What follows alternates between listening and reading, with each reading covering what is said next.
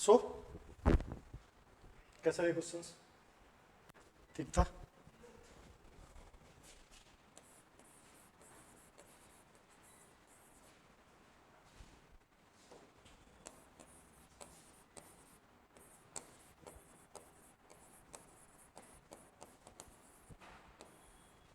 Right, already discuss about that one, पढ़े हुए हैं. थोड़ा सा रिकैप करते हैं. कब स्टार्ट हो रहा है? Very good. खत्म कब होगा? Right, according to Puranas 137 years of empire. Right, complete 137 years of empire. ये रहा. Started in 324, clear, and ended up to 187 or 185 BC. Now, if we talk about the first, the resources or sources.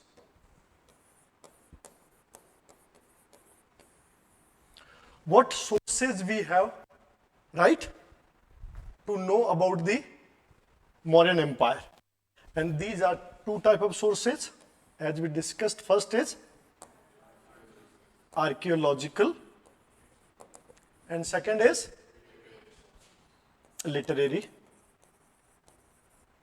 In archaeological sources, what sources we have? Artifacts, right?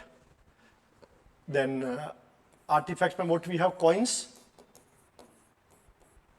any sorts of pottery,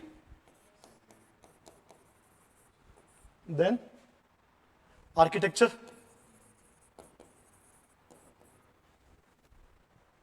right? Something else we have?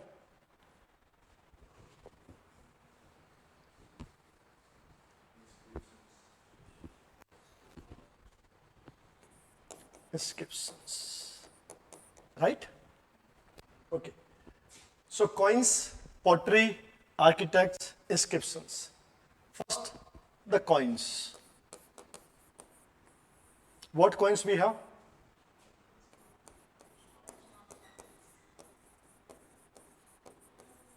Right? And what we are in punch marked?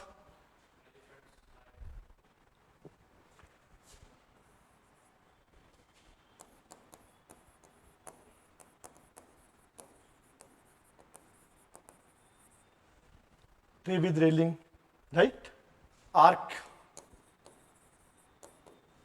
right? Clear? Tree railing है, arc है. Then we have a peacock head, right? We have a peacock on arch. Because these were the Mauryas, Maurya. So peacock, right? Those people who wear the peacock, उसको बोलते हैं Maurya, right? So peacock, art, tree with railings, coins made up of silver, copper, clear? And in Mauryas, these were called as Karsapanas. Clear? Coins, right? Coins. These punch-marked coins were called as Karsapanas, or in general, Panas. Clear? It was the metal currency at the time of Mauryas. First.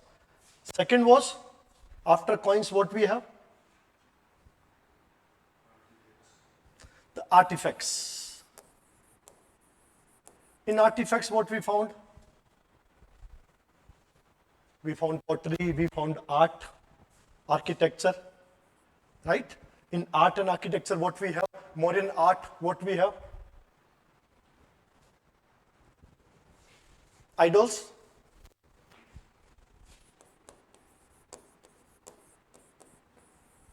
Bull of Rampurva, right? What we found? Elephant. Of Dhauli, pillars पे है but 8 है ना, हाँ. उसके बाद में Yaksha and Yakshini,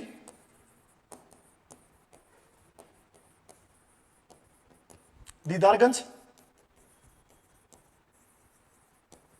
Patna,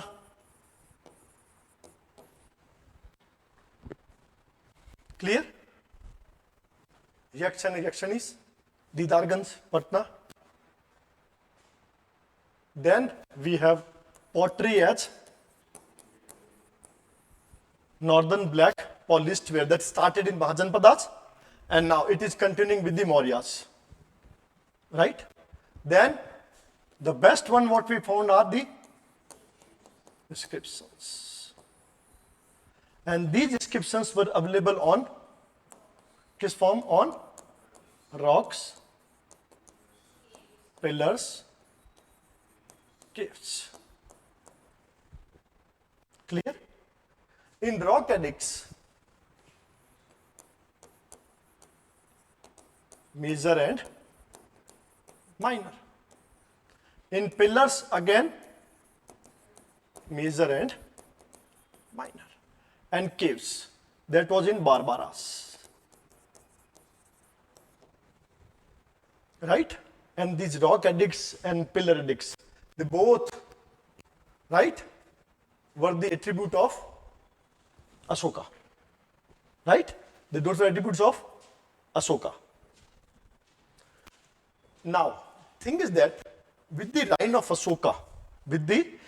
Ashoka, first of all, minor rock edicts came into existence. Right? Minor rock edicts first, minor rock edicts seconds. They were came into existence where Ashoka called himself as the king of Magadha. King of Magadha. Magad ka Raja. Right? Magad ka Raja. Those were the minor edicts. But in major edicts, he changed that title with the Devanam Piyadasi. Devanam Piyadasi. So at that time, divine kingship saved in India. Right? Paternalistic monarchy. Right? Paternalistic monarchy. In rock edict first or second, where Ashoka says that all these subjects, right, like my sons and daughters, मेरे बच्चों के समान है. I am the father of all these people. So a new thing starts with the paternalistic behavior of the king, right, and divine king, right. What is the meaning of Devanam Piyadasi? Beloved by the gods, right. ये start हुआ major and minor.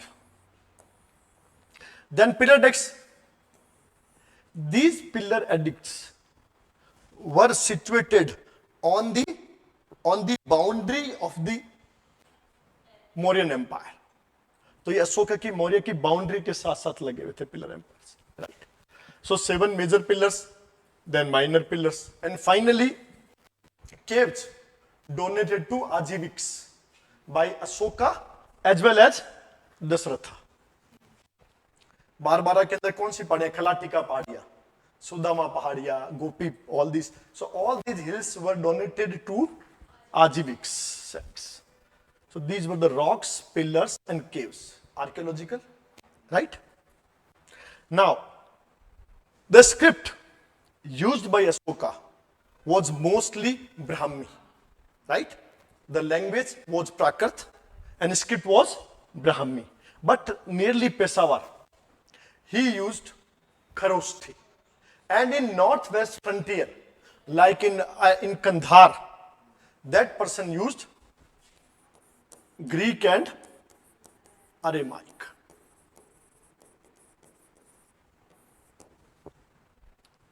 Right? These bilingual edicts were found in Kandhar, Serekuna. There is a place called as Serekuna. And second was found in Taxila. Right? And this Greek and Aramaic, Ashoka calls this script as the script of Dhamma. Right? So what it says, this lipi?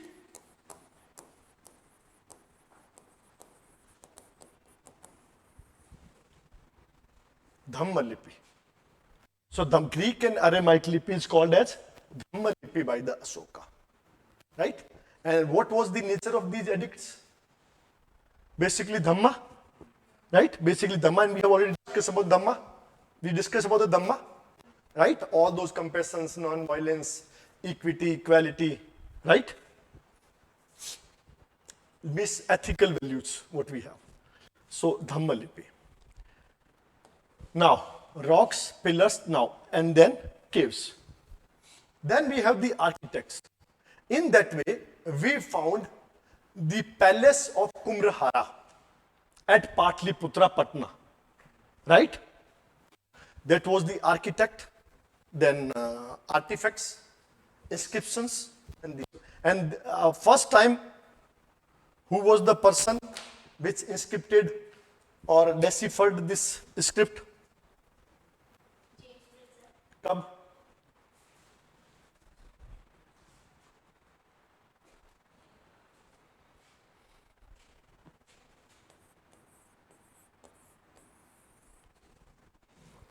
(1837). James Prinsep deciphered this script, right? तब से हमें पता लगा that Ashoka was there. So this was the architecture in archaeological, where we have coins, we have pottery, we have inscriptions, and we have art and architecture, right? Now move to the literary source. हाँ.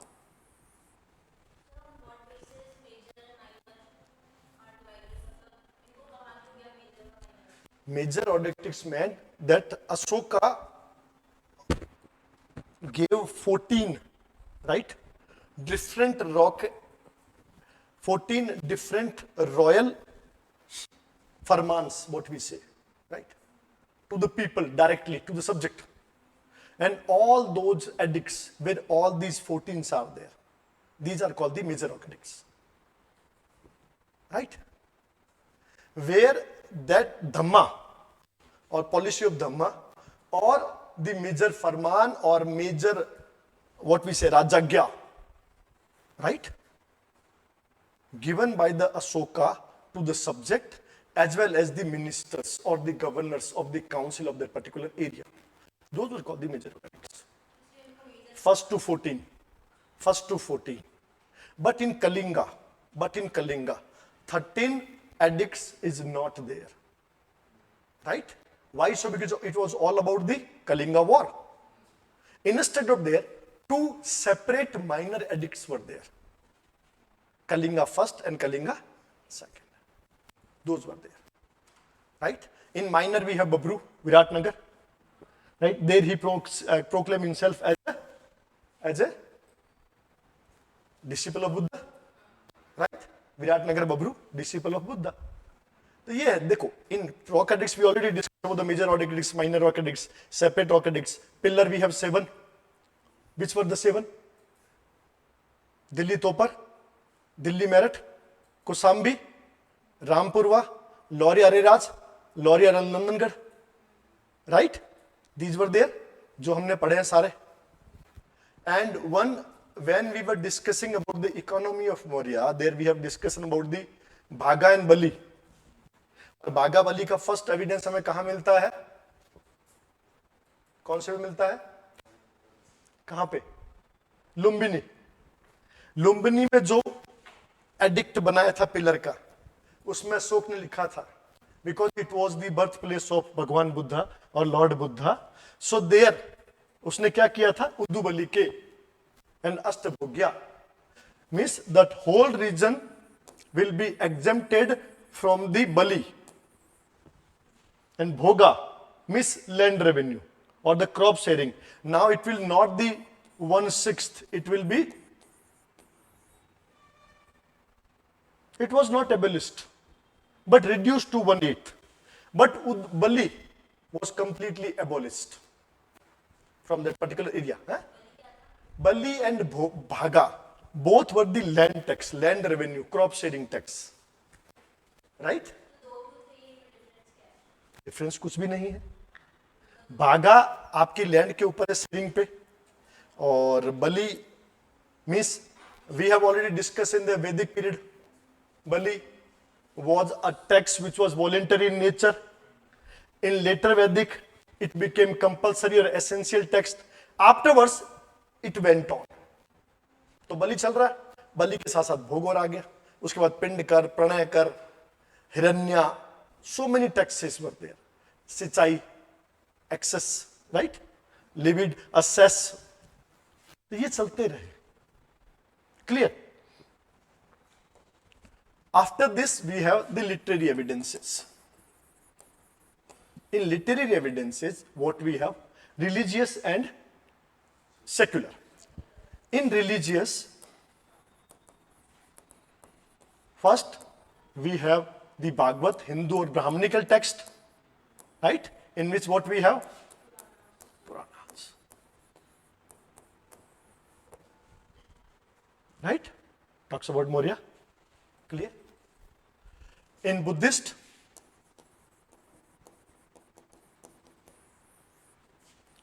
Deepavansa, Mahavansa, Divyavadana,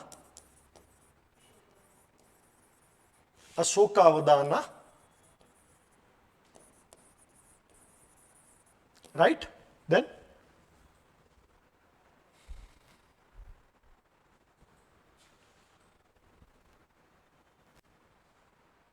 you already discussed all that. You already discussed all these things, right?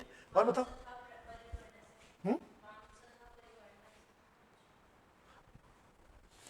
वंश प्रकाशिनी और वामथा प्रकाशिनी, right? Then history of Taranath, history of Buddhism by Taranath, right? The Lama Taranath, but that will be secular क्योंकि वो history है. और बताओ.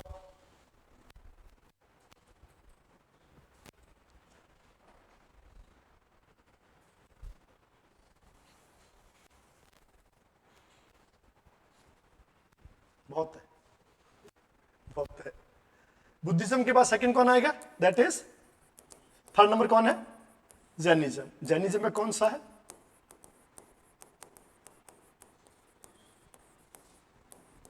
परिशिष्ट Parvan, written by the Hemachandra. Hemachandra ये बात करता है परिशिष्ट पर्वण का. किसकी बात करता है? चंद्रगुप्त मौर्य. क्या एम्ब्रेस किया था उसने? जैनिज्म. कहां पे जाके संथाला सलेखन किया था? Shravanabelagola, Karnataka. Along with which one? कौन से मुनि थे? भद्रबाहु, राइट? परिशिष्ट पर्वण बात करता है. उसके बाद आता है important one, is called as the secular one, right? Secular. और सेक्युलर में हमारे पास में कौन कौन से हैं?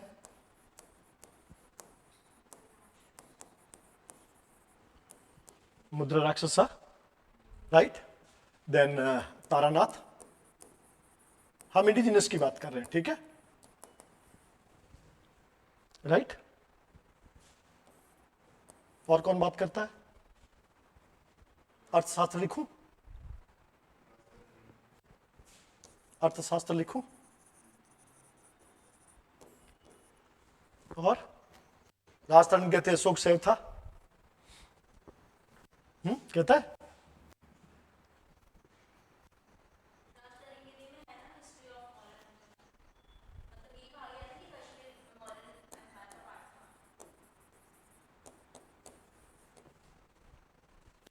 संगम में मौर्य का वर्णन है मौर्य के रूप में, राइट? और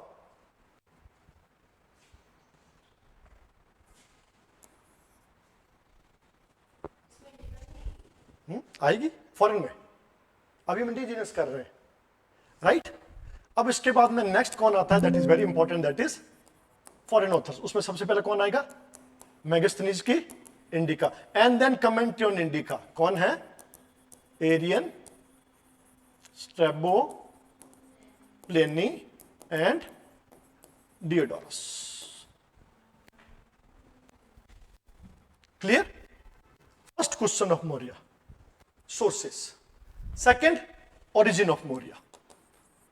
We are discuss about the origin of Maurya. Origin में कौन पढ़ेंगे मौर्य का? Origin of Maurya कहां से है? According to Puranas, कौन है? राइट, अकॉर्डिंग टू ढूंढी राजा,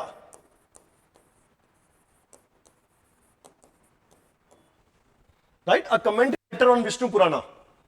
ढूंढी राजा was a commentary writer on Vishnu Purana. इसने विष्णु पुराण पे कमेंट्री लिखा, टिप्पणी लिखा. ढूंढी राजा बोलता है कि he, Chandragupta Maurya was the son of Mura plus Nanda Raja, and this Mura was a hunter, a daughter of a hunter. So these people are called as Muriya or Moriya. Again the humble origin. Again the humble origin. Third, Mudra Rakshasa. It is called these Vrasal, Miss Kulhina. कोई कुल नहीं है इनका. No family, no clan, nothing else. Sudra कुल नहीं है, Sudra है. Right? Kulhina. Then कौन बचा? Then we have, नहीं वो उससे पहले, इससे पहले. Now the foreign writers, Justin and Plutarch. Justin plus Plutarch क्या बोलते हैं? Humble origin. Clear? So according to Purana, according to Mudra Rakshasa, according to the Justin and Plutarch, these Mauryas had humble origin, Sudras, right? But Rudradaman ने वैसे इनको नहीं कहा था बच्चे. उसने कहा था कि वो जो बनाया है वो वैश्य था, उसका नाम. जिसने सुदर्शन झील को बनाया था, पुष्यगुप्ता, वो वैश्य था. हाँ, that was पुष्यगुप्ता. Clear. Then we have, अब कौन बच्चे? Buddhism text. According to Buddhist text, these were the Maurya of Pipalivana, and these Mauryas were the Kshatriyas.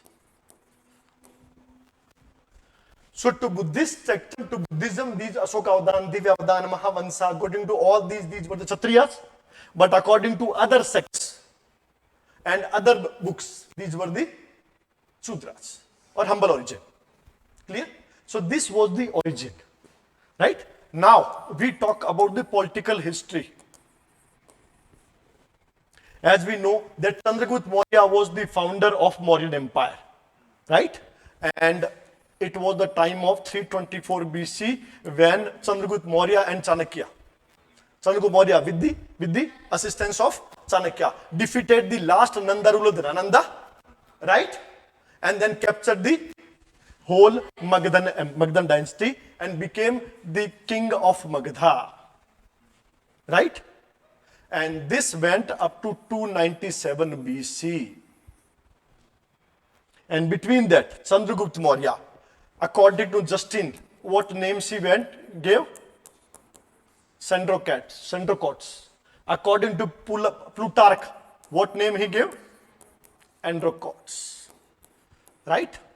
Centrocots or Androcots. So in Greek history, the name Centrocots or Androcots was the Chandragupta Maurya. Clear? Chandragupta Maurya. This Chandragupta Maurya captured the land from Magadha to Kandhar. Sorry. Here, complete Deccan, right? But not the far south. No northeast. No Bengal and Odisha. No. This was the line. Clear? Karnataka. Up to Karnataka. Not Tamil Nadu and Kerala. No Satyaputra, no Keralputra. In the second edict of Ashoka, we find the name of neighbor dynasties. What is that name? Keralputra and Satyaputra. Clear? So this was there. And this Kandhar was gifted by the Seleucus Nicator around 3, कब की बात है ये? कब हुआ था war Nicator के साथ? Around 292 BC, sorry, 305 BC, right? Around 305 BC, there was a war between Seleucus Nicator or Seleucidians and the Mauryans. A clash was there, right? In that, a treaty was signed between Mauryan Empire and Nicator. In that, Nicator gifted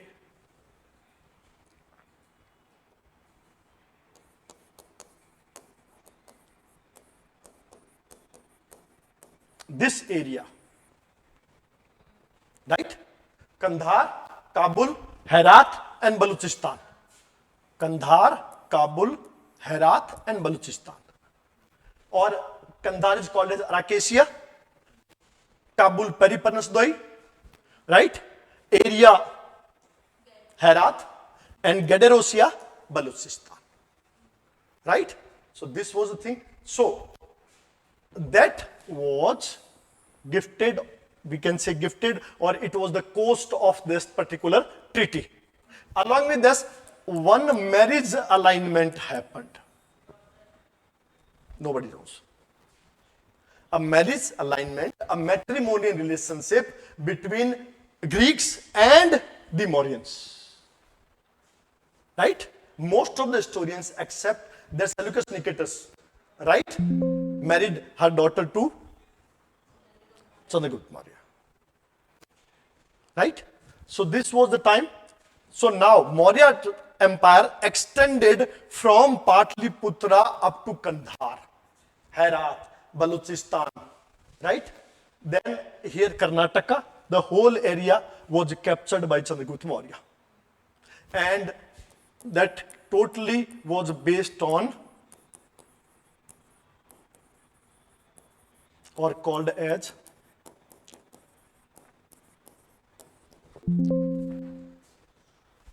right? To be conqueror, Vijigishu, Chakravartin, victorious. So it was totally based on blood and iron theory or Vijigishu. And this concept was conceptualized by the Vishnugupta, Chanakya, Kautilya in Arthashastra. The concept by force, right? Danda, Vijigishu. Chandragupta Maurya, right? Around 297, Chandragupta Maurya, right, left his throne for his son Bindusara, right, and went to the Sravanabelagola, Karnataka with the embrace of Jainism, and there he performed Santhara or Sallekhan. Clear? Now, the second is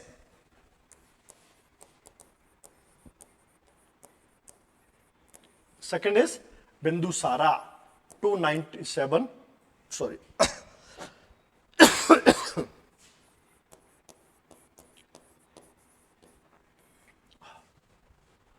Bindusara, right? In Greek history, this person is called as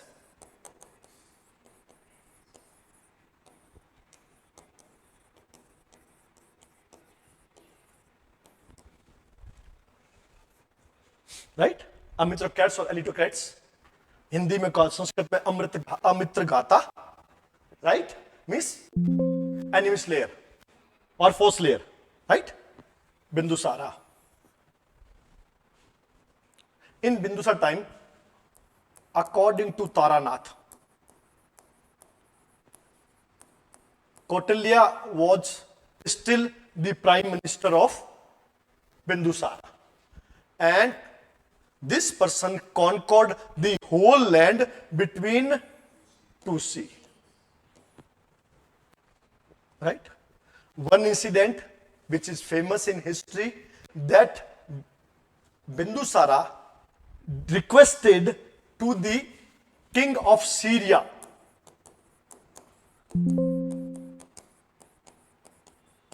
Antioch's first, right?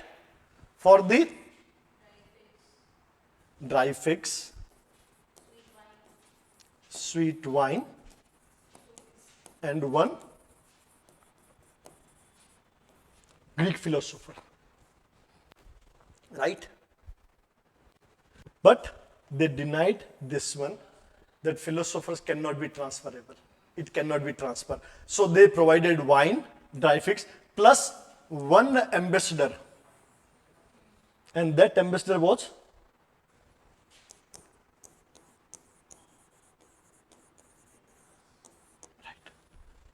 Seleucus Nicator sent one ambassador in the court of Chandragupta Maurya, and the name was Megasthenes. And that Megasthenes written the famous book called Indica. And that Indica is totally description of the geography, society, administration, economy, about the life of the person, right? But it was totally based on the assumptions and estimation made by the Megasthenes. Sometimes it was more, very, very far than truth. Sometimes it was good, right? But the observation made by, and that approach was called as the Attic approach. So the whole Indica was written in terms of Attic approach. How that person observed the society, the polity, the economy, the administration, the geography. Like Greek writers were very much, interested in the exotic animals found in India. Like elephant training, monkey training, Madaris, elephant, snake charmings. So snake charmers, Madaris इनको बहुत पसंद थे. इनके हिसाब से India इन्हीं का देश था. हाथियों का, मदारी खेलने का, and all these things. यहाँ पर चींटियां भी जो है वो 20-20 फुट लंबी होती थी. The excited things what they have seen. And second, they tried to find out the similarities between Greek mythology and Indian mythology. Greek society and Indian society. Right?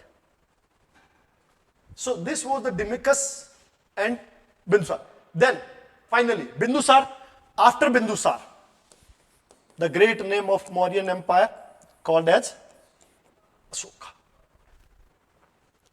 Ashoka was not the natural heir, right? Preference made by the Bindusara, that was Susim, but he proclaimed himself as a king, and from 268 to BC, Ashoka ascended to the throne, right? And he was called the greatest emperor of Maurya's empire, right? That person who converted the Yuddha Ghosa into Beri Ghosa into Dhamma Ghosa.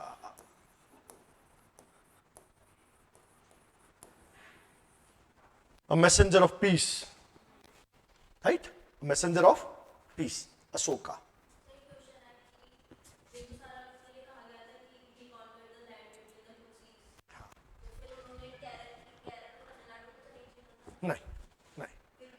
Maybe some tribes, as in the edicts of Ashoka, we find so many tribes, right?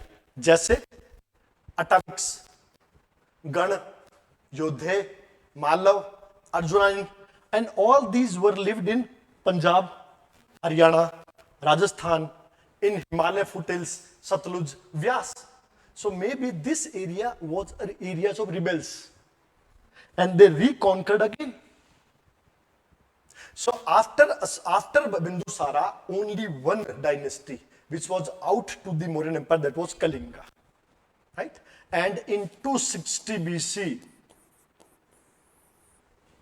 Ashoka conquered the Kalinga, right? And Kalinga was the way to the, Kalinga opened the way for the southern trade by the eastern route. Odisha. So now if you are going to capture the Odisha part, now it is very easy to trade with the south by the eastern Ghat, not western Ghat, eastern Ghat. तो आप आराम से मगधा के पास में कौन है? उड़ीसा, बिहार, बंगाल, उड़ीसा. यहां से सीधा नीचे जाओ ना, तो कौन मिला? आंध्रा. आंध्रा के बाद कौन है? तमिलनाडु. तो direct trade route. So this and then to the South Asia, to the South East Asia, पूरा खोल दिया. So why Kalinga was very important. So we discuss about the Ashoka also, right? Ashoka started the epigraphy in India. Ashoka started the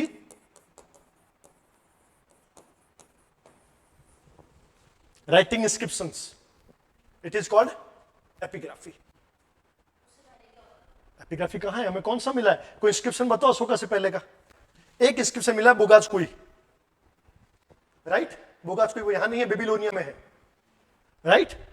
जो किसके बारे में? इंद्र नासत्य मित्र Varuna, right? Between टाइटिस and मिटाइस उनकी संधि में लिखा हुआ सिर्फ एकमात्र, जिसमें हम कहते हैं the migration of Aryas. Aryans का माइग्रेशन की बात उसी से करते हैं ना, उसके अलावा कुछ है? Nothing. So this was Ashoka was the founder of epigraphy in India. उसके बाद आपको कलिंग का भी मिलेगा, साउथ का मिलेगा, पोस्ट गुप्ता में बहुत मिलेंगे ना. बट इस टाइम कौन स्टार्ट कर रहा है?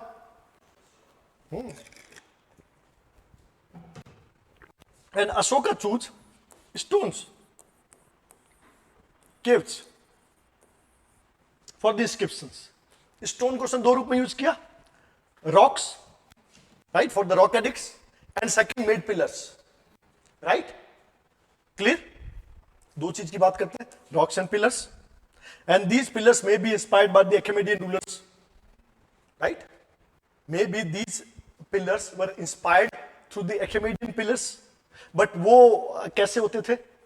These were the पॉलीलिथिक, but Ashokan pillars were monolithic. Clear? तो अशोका को एपिग्राफी का, और अशोका के बारे में पहली बार कहां पता लग रहा है हमको? 1837 जेम्स प्रिंसेप. क्लियर? अशोका के edicts we have already discuss completely all the edicts. Ashoka stones, caves. Ashoka की एक है, after the Kalinga war that person embraced Buddhism, but Buddhism never became a royal religion or religion of empire. In this way the Mauryan empire was secular in nature, right? So because वो सब लोग अलग अलग sex के people थे, so they were very much secular in nature. So Ashoka, धम्माघोसा, पहली बात. दूसरी बात, हम बात करेंगे एडमिनिस्ट्रेशन में अशोका की, जहां हमारा अशोका इंपॉर्टेंट है. तीसरा अशोका कहां इंपॉर्टेंट है? In the inscriptions. एक इंस्क्रिप्शन कौन सी यूज करा है? अभी ऑलरेडी डिस्कस. कौन सा स्क्रिप्ट है? लैंग्वेज ब्राह्मी, लैंग्वेज प्राकृत, इसके Brahmi, Kharosthi, Greek and Aramaic. Clear? और क्या लिखता है? Direct to the subject. He was the first person who directly communicated with the subject. He was the first king, right, which directly communicated with the subject. Devanam Priyadarshi यों कहता है, it says so. So Devanam Priyadarshi says so. So this is the direct, not by any other media कि minister ये कहता है, council, no, direct, right? This was the Ashoka who started this one. And then the famous thing of Ashoka was Dhamma. Ethical code of conduct, moral code of conduct, right? Having secularism, having equity, equality, fraternity, right? Compassion, love, everything what you require to live a life with tolerance, live a life with all together with other people, with empathy and sympathy. So he mixed all those things there, right? Which was not dominated by or focused by any sect or religion, right? It was actually the essence of all the sects and religion and all these ethical values and things at the particular time, right? Which reflected in the Dhamma. So that was Ashoka. After Ashoka, decline of Maurya started. So after Ashoka, the first was Samse Samprati, Samse Kunala, right? The first Kunala, then Samprati, then Dasratha, then Salisuka, Satvardhana, Devavarmana, and finally Brihadatha. And this Brihadatha was assassinated by his military commander Pushyamitra Shunga. And that was the end of Mauryan Empire. इतना ध्यान रखना, ठीक है? So this was the political history of Ashoka.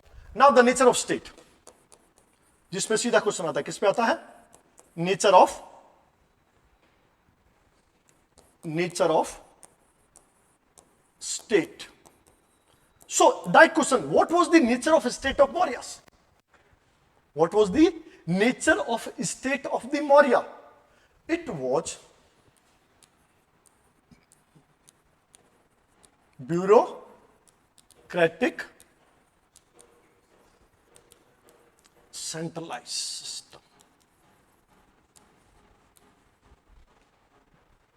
Right? So it was a bureaucratic, centralized system. A system which was centralized, led by the bureaucrats. Right? Bureaucratic, centralized system. And this centralized was reflected by the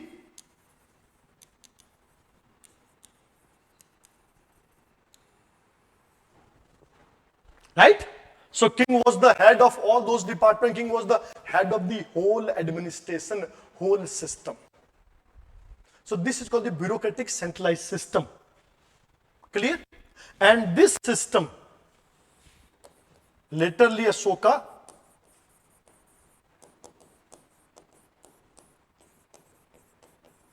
modified in terms of paternalistic system. Right? A monarch, right? A monarch which proclaims he is the father of the subject.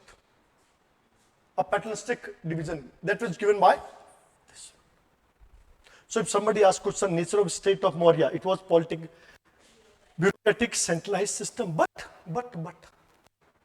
initially, all the historians, importantly Romila Thapar, right, which worked most of the time on the Mauryans, that declared that Mauryan system was a bureaucratic centralized system everywhere. But later, Romila Thapar modified this one, that in Mauryan Empire, we find different type of centralization at different areas.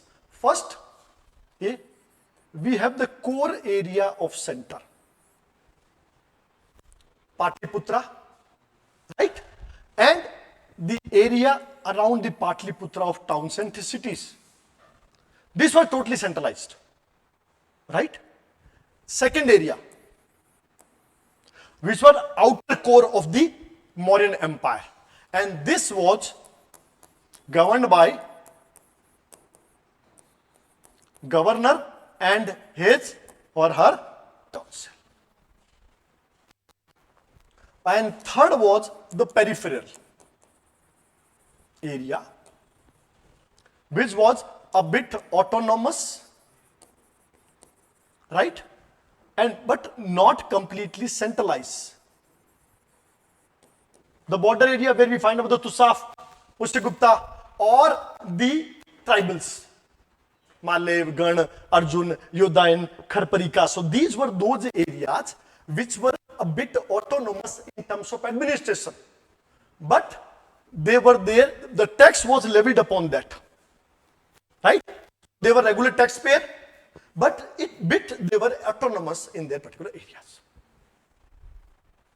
But overall it is called the centralized bureaucratic system. But in 3 different layers. जो बिल्कुल पास में है, totally centralized है, फिर by the governor council, then by the autonomous councils. Clear? At the time of Ashoka, एक था वहां पे तुसाफ. तो तुसाफ नाम जो है प्रॉपर्टी. तो एक हो सकता है कि जो सौराष्ट्र का एरिया है, which was ruled by a Greek ruler, जो अशोका के को टैक्स लगातार पे कर रहे थे, right? These were the areas. Now, the nature of state हो गया, central. अब हम बात करते हैं next, the economy.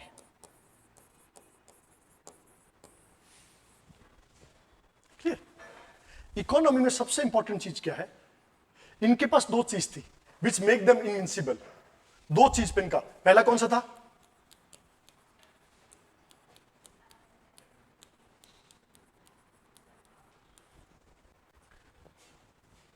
Right? So Mauryans captured two things, technology and human. Right? Means human capital plus technology. And that converted a kingdom into empire. Right? This iron technology and the manpower, right? That converted a dynasty into empire. What is the difference between kingdom and empire?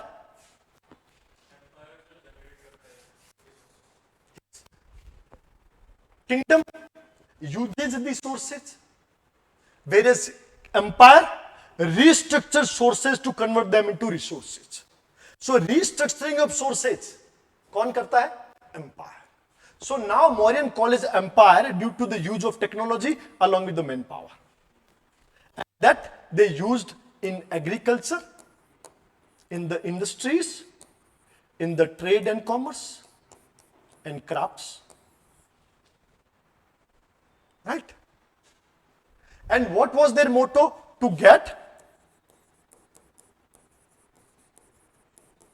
profit in terms of tax. Right? And second,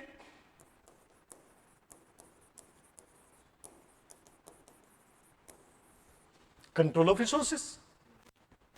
Clear? So Mauryan economy. First we talk about the agriculture. The time, right? The whole economy based on agriculture. And Mauryans were very eager to expand the agriculture area. So first, search of new land, expand the area. Second, manpower in terms of labors. Then war captures. Then migration of dense population to the newly areas. Then first converting wasteland into agricultural land. Second, capture new land, right? Expansion of empire. Third, use of manpower in terms of war, like at the time of Kalinga war, 1,50,000 people displaced to the new area for the agriculture. Then labors, two type of labors, कौन सी? Slaves and hired. Slaves and hired. First dasa karmakara, dasa. Second karmakara, dasa and karmakara. Wages labor and slave labor. वो आपने ले लिया. New land और migration को क्या बोलते थे? दो वर्ड बताए थे मैंने. कौन से?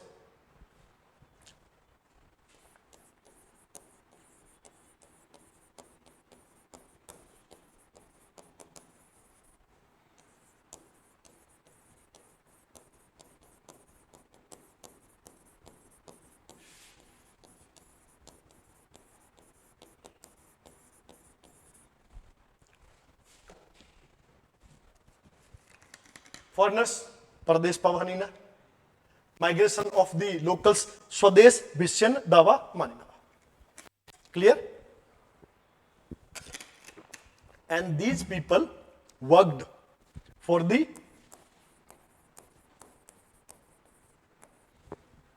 जिसको क्या बोलता था? Right. And it was governed by Sita Diksha. It was governed by Sita Diksha. Clear?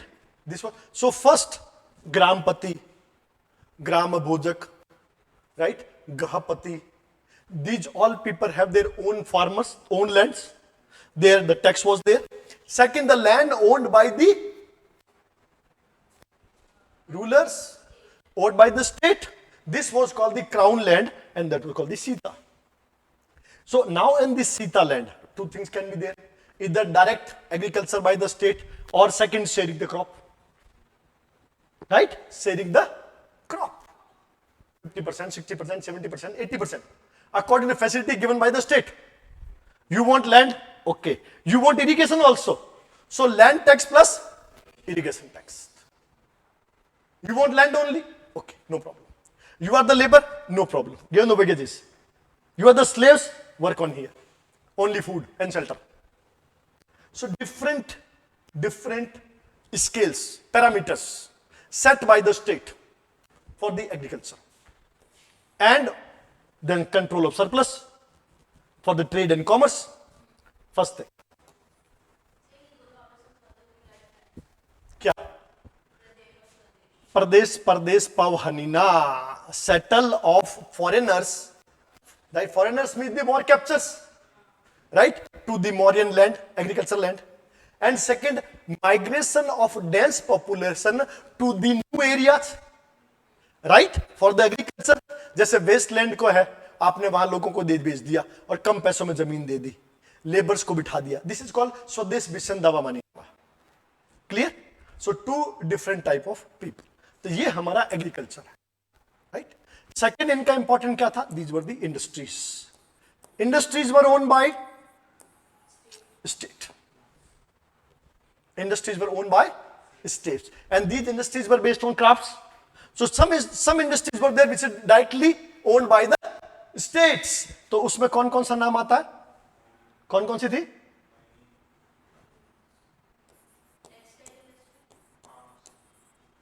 Second,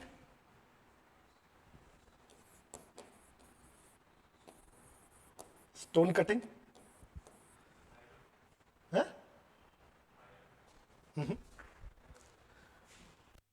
first तो आर्मर्स में थे, सेकंड स्टोन कटर्स थे, और थर्ड कौन था?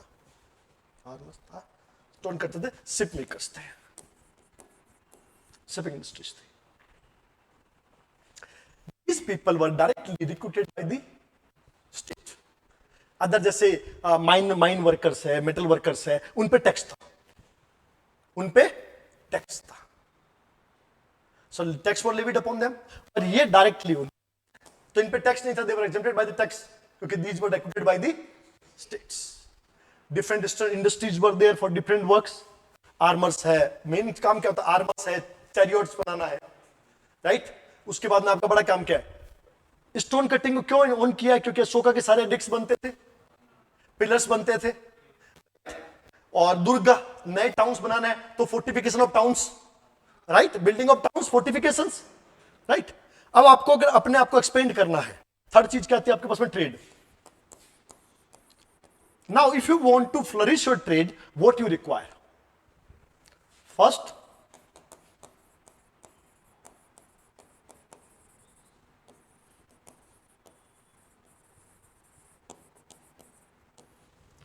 Uniform system regulation. उसके लिए क्या करो? एक currency, then a bureaucratic system, right. Then क्या करना है? Determination of standardization of tax, weight, measures, right. Then rate fix होनी चाहिए, right. Then look after of trade routes, right, establishments of new towns and cities, right, guilds by the people itself, right. Then give some sort of autonomy to the guild organization, जिसको श्रेणी या पुग्गा बोलते हैं. क्या बोलते हैं? श्रेणी या puga. This is called the guilds, called as, और सेकंड नाम उसका क्या था? तो guilds. So these were the trade. So trade के लिए क्या चाहिए? फर्स्ट, कंट्रोल ओवर सरप्लस, उसकी यूनिफॉर्मिटी हो. तो पहले सरप्लस होना चाहिए, यूनिफॉर्मिटी होनी चाहिए. उसके बाद में एक करेंसी सिस्टम पड़ा, कासा पड़ा. तो एक पण्याध्यक्ष है, एक रूपाध्यक्ष है, राइट, एक मुद्राध्यक्ष है, एक पोतवा है, मेजरमेंट, मापतोल के लिए, है ना, एक पन्या, शुल्का. So they all were, and according to Megasthenes committees, to regulate the industries, manufacturing, taxation, सबके लिए है ना. That is very important. Clear? So trade and inland trade and the foreign trade or external trade, international trade. उसके लिए क्या? You have transportations, roads. तो roads की बात मेगास्थनीज जैसे करता है कि एक रोड कहां से आ रही है? कि पेशावर से कहां तक आ रही है? राजगृह. सो जिसको आपने आज का ग्रैंड ट्रंक रोड NH1, उस समय क्या बोलते थे? उत्तरापथ. क्या बोलते थे? उत्तरापथ. तो वन इज उत्तरापथ, दूसरा पथ दक्षिणापथ. कहां तक? सुवर्णगिरी तौसाली तक जाती थी, राइट? कहां से आ रही, राजगृह से कहां तक आ रही है? सुवर्णगिरी, जो साउथ की राजधानी है। दक्षिणा पथ ले रहे हो। फिर प्राच्य पथ, जो पाटलिपुत्र से तौसाली, राइट? अब देखो अलग अलग जगह कहां दे, अलग अलग आप राजधानी बना रखी है। कहां से? आपने ऐसे बना रखा है ना पूरे राज्य में। यहां पर कौन है? यहां पर कौन है? उज्जैनी, अवंती पथ, क्या बोलते हैं इसको? अवंती पथ। उत्तरा पथ कौन है यहां पे? तक्षशिला, जिसको पेशावर तक जा रहा है, राइट? एक रोड यहां से कहां तक जा रहा है? पेशावर तक जा रहा है, इसको बोला उत्तरा पथ। ये कौन सा है? प्राच्य और ईस्टर्न। यहां राजधानी कौन है? तौसाली। और एक दक्षिणा पथ और सदन, इसकी कौन है? सुवर्णगिरी।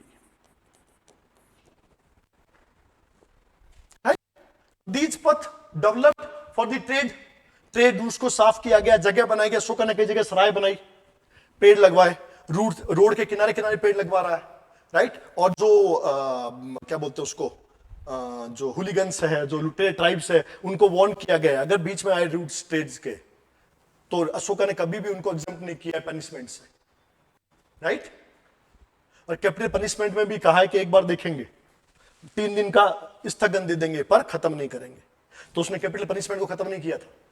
किन के लिए? ट्राइबल्स के लिए, रिवोल्ट्स के लिए, because that person all himself manage 2 revolts. कहां पे? राइट, इसी ने सप्रेस किया है, राइट? उज्जैन का था, तक्षशिला गया 2 बार। So that person knows very well कि आप ये काम नहीं कर सकते, वरना पूरा एम्पायर डिक्लाइन हो जाएगा, डिसोसिएट हो जाएगा। सो this was the thing. Trade routes में एक रोड्स है, दूसरा कौन सा है? रिवर्स। टिम्बर की सारी सप्लाई थ्रू रिवर आएंगे, राइट? टिम्बर कहां से ऊपर से आ रहा है, फेंक दो सीधे अट्ठे।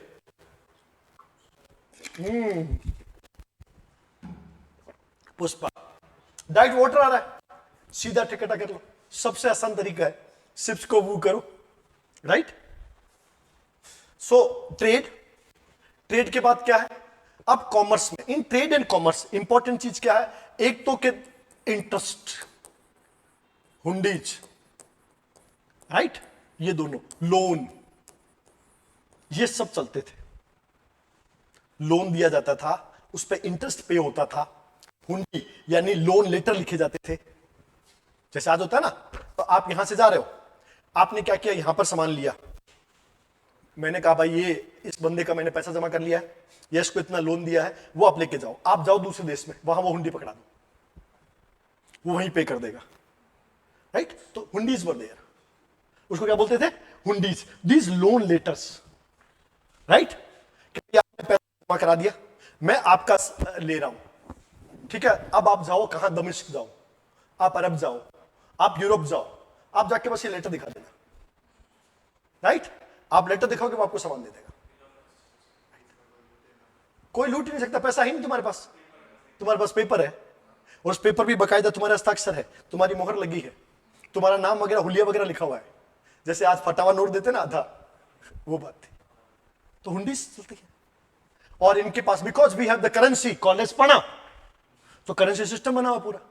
और पणा किसके लिए था? मिंट किसके अंडर था? स्टेट। ओनली स्टेट ही है जो उसको मिंटिंग कर सकता था। So minting of coins only by the states. ये बहुत बड़ी बात थी, क्योंकि वरना हर कोई खोलेगा, जैसा तुगलक जी के साथ हुआ था पेपर करेंसी में। लेकिन घर में टक्सल बना ली, छापे जा रहे हैं जिसकी मर्जी है जितने। आज के थोड़ी लोग ऐसे, शुरू से ऐसे ही है, मौका मिलना चाहिए। कहते जी आज करप्शन फैल रहा है, तब क्या फैल रहा था? कोरोना था क्या? राइट? सो इकोनॉमी में trade, commerce, craft, industries, and then we move to the most important part of Maurya, that is called the, जिसमें सब ज्यादा मौर्य है वो है administration. The first empire of India which gave rise to a centralized administration, right, for the whole empire, and that was called centralized bureaucratic system. In this administration, it was divided into central provincial, district and village. A foundation of the Indian administrative system, which later followed by the Kuisans, right? By the Sultanate, then the Mughals, and now the new Indian system. पूरा एक system बना रहा है, central, provincial, district and village. Clear? Now first about this central government. Clear? Central system का head कौन है? That is the king.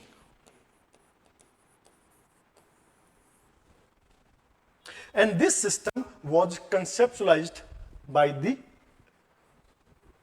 Kautilya, Vishnugupta, Chanakya in his book called Arthashastra. So Arthashastra is a book which is especially designed for, yes, how to craft a state. State को बुना कैसे जाए, बनाया कैसे जाए. So it was totally about the statecraft system. इतना जबरदस्त statecraft system था इसका. Where king was at the center, and that king should be vigilant, available every time to everybody, right? Disciplined. Clear?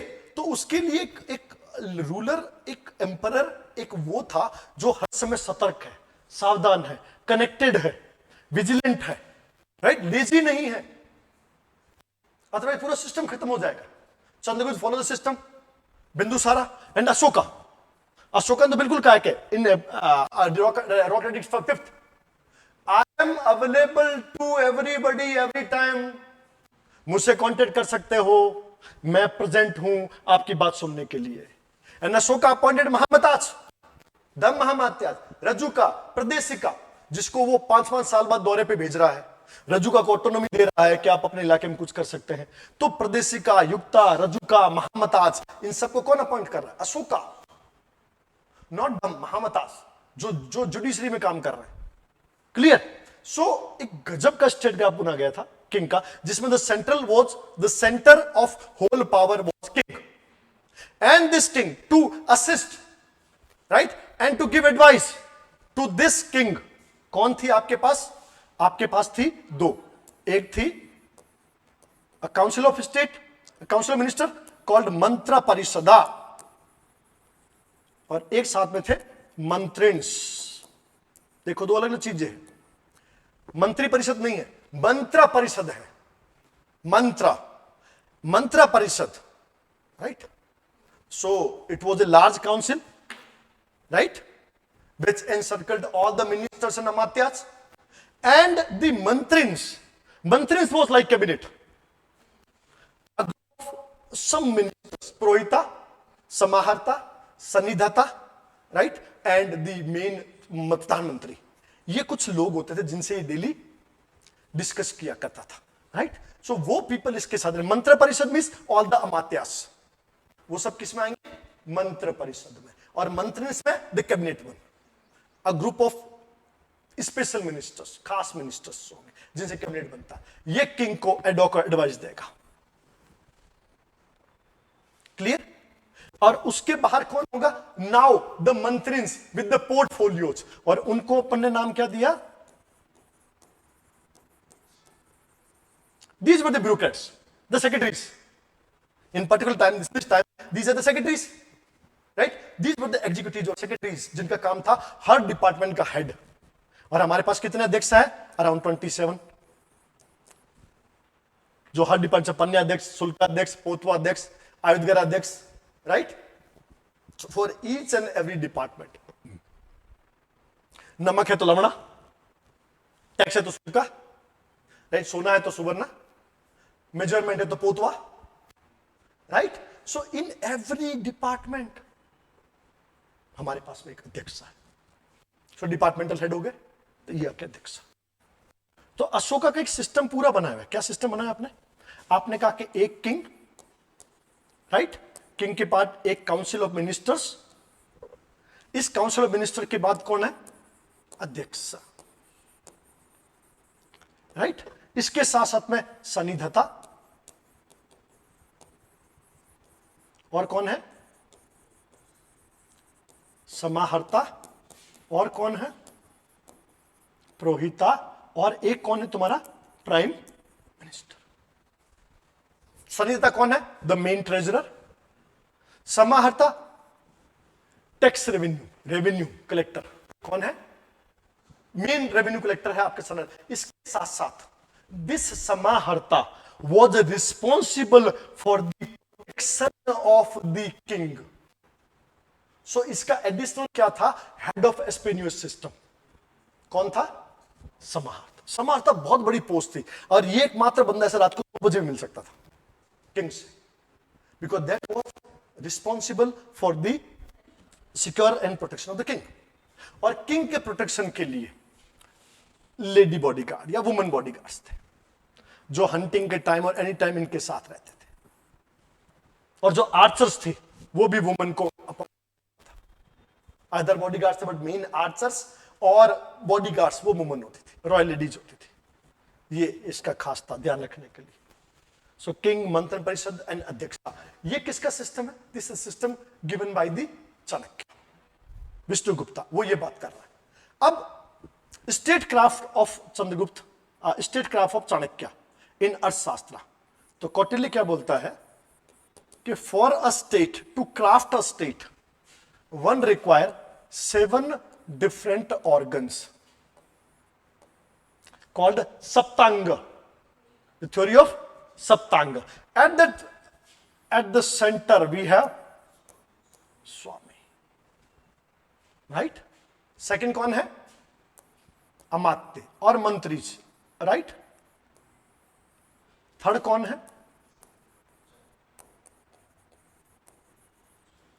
Territory, जनपदाज. Right? उसके बाद में तुमको क्या चाहिए? कोसा. उसके बाद दुर्गा. फिर कौन है? दंडा. और लास्ट में कौन है? मित्र. Clear?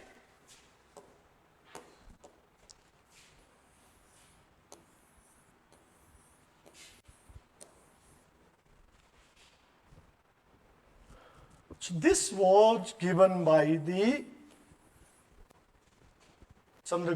Kautilya as the Saptanga theory of statecraft. So Kautilya gave this one.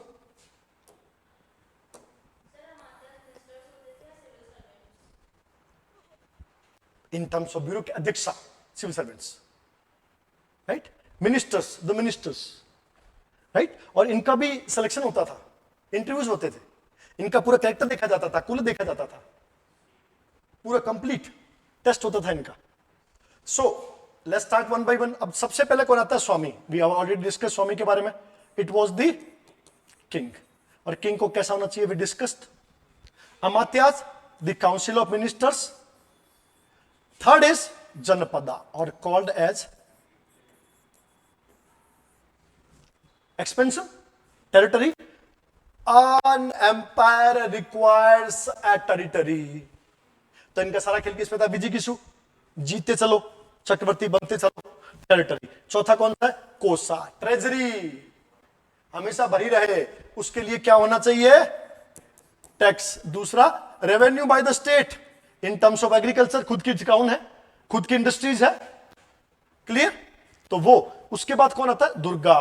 Fortification, two in two form. First fortification of the capital. Second, establishing new towns and cities. Fortification. क्योंकि towns are the centers of trade, commerce, industries. उसके बिना आपका तेजी से आपका development नहीं हो सकता. क्लियर? उसके बाद है दंड. दंड जो है, इसके दो बात हो सकता है. फर्स्ट इज फोर्स और सेकंड क्या है? जस्टिस. तो an empire is standing on two things. Force means your own, and second justice and equity. Right? Justice and equity. Right? This one. Army का क्या कह रहा है? ये कहता है 4 तरह की थी तुम्हारी. कौन कौन सी थी?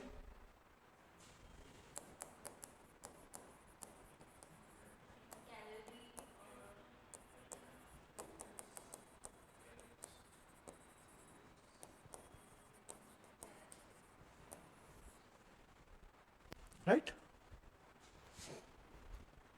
Justice system. The head of justice system would be the king, right? Then this justice system, a king was supported by two people. One is called dharmastha or judges. These are the, and second mahamatas,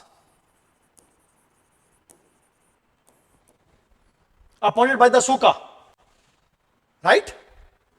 Like Pradeshti, Rajuka, Mahamatas. So these people were responsible for the justice system. Clear? So justice हो गया, धर्मास्थ हो गया. Dharmastha called judges, direct judges appointment. Second, appointment of district magistrates. Pradeshti. So Pradeshti was district magistrate और district collector जो हर 5 साल बाद पूरे area का दौरा करेगा. जस्टिस देखा. उससे नीचे लेवल पे कौन होगा? रजुका, जिसका मेन काम क्या है? Land revenue. Plus along with this one, that person को दिया गया है छोटे मोटे कार्य को संभालने का काम, वो अपनी जगह ऑटोनॉमी में है. कुछ जगह पर उसको ऑटोनॉमी दी है अशोका ने, रजुका को, राइट? सो ये महामताज, ये जस्टिस हो गया. जस्टिस के बाद कौन आया? दंड आ गया, कोसा आ गया, दुर्गा आ गया. अब मित्र. मित्र मीन्स अलाई और एनिमी दोनों आते हैं. वो कहते 3 तरह के होते हैं. 3 तरह के कौन कौन से होते हैं? एक अरि यानी शत्रु, दूसरे कौन से होते हैं? मध्यमा, और तीसरे उसने कहा उदासीना. एक तो आपके प्रबल है, डोमिनेंट, बैरी है, लड़ते रहेंगे. दूसरे कौन है?